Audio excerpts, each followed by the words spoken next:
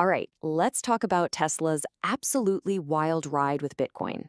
I mean, one minute, they're crypto's biggest cheerleader in the corporate world. The next, they cash out a huge chunk for a massive profit. It left everyone scratching their heads. Was this a genius business move, or did they just betray the whole community? We're going to break it all down.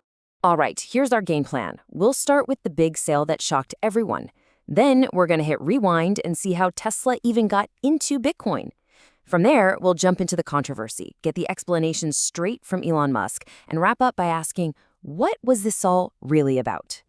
Okay, first up, the sale. This is the moment that kicked off the whole firestorm. So let's just start with the headline number that made everyone's jaw hit the floor. We're talking about a profit of roughly 3.2 billion baht. That's a huge amount of money. For a company to make that kind of return, especially in the crazy up and down world of crypto, is just incredible. So you'd think making that much cash would be a reason to celebrate, right? But here's the thing. It caused a massive uproar. So why? If they made so much money, why were people so upset? To get that, we've got to go back a bit.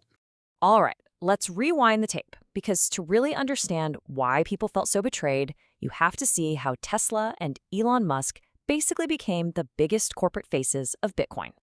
So check this out. In early 2021, Tesla doesn't just dip its toes in, they do a cannonball. They invest a staggering $1.5 billion into Bitcoin.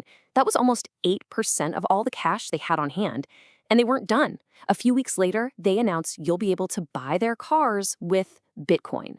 The market, as you can imagine, went absolutely nuts. The price of Bitcoin just exploded, soaring past 2 million. And that setup, that whole we're all in attitude, is exactly why the next part got so controversial. After building themselves up as these true believers, selling off a chunk of it felt like a total U-turn to a lot of people. You could just feel the disappointment ripple through the crypto world, and especially among Elon's fans. I mean, everyone thought this was the big one, a major company making a real long-term bet on crypto. But then this sale happens, and to them, it just looked like a quick cash grab. So, with the market in a frenzy and his followers feeling pretty let down, the man himself, Elon Musk, had to step in and try to set the record straight. And his explanation was, well, not what people expected. He jumped on Twitter and basically said, hey, hold on, we haven't lost faith. He claimed the sale was all about proving Bitcoin's liquidity. In simple terms, they wanted to see if they could sell a big chunk and get cash out easily without crashing the market. It was a test, he said. And when you look at the numbers, his story starts to make a bit more sense. They didn't just dump everything. They only sold off 10% of what they had. The other 90% still sitting on Tesla's balance sheet. So yeah, that does kind of back up the idea that this was more of a test run than a full-blown panic sell. Here's another really important distinction to make. This was a Tesla decision, not just an Elon Musk decision.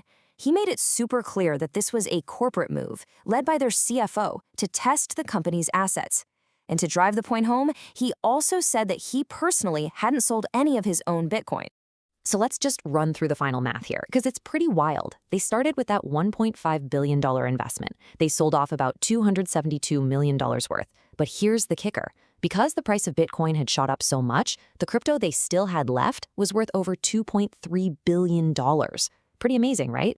Okay, so let's try to wrap our heads around this. What's the final verdict here? Was this really just a test? And what does this whole roller coaster mean for other big companies thinking about getting into crypto? Well, if you're looking at it from Tesla's point of view, the mission was a total success. They proved a huge company can hold Bitcoin, sell a big chunk for a nice profit, and not completely tank the market.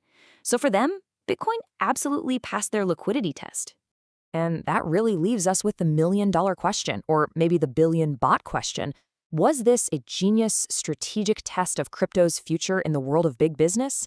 Or was it just a really smart, perfectly timed trade to make a quick buck?